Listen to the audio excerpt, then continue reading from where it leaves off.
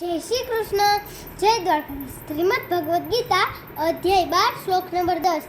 अभ्यासे अपि असमर्थः असीमत्कं परं भव मदर्थम् अपि कर्माणि कुर्वन् सिद्धिम् अवाप्यसे। अर्थ અને જો તું ઉપર જણાવેલા અભ્યાસમાં પણ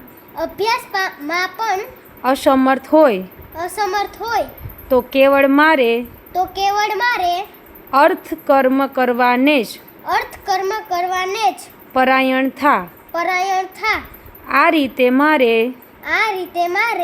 અર્થ કર્મોને કરતો રહીને પણ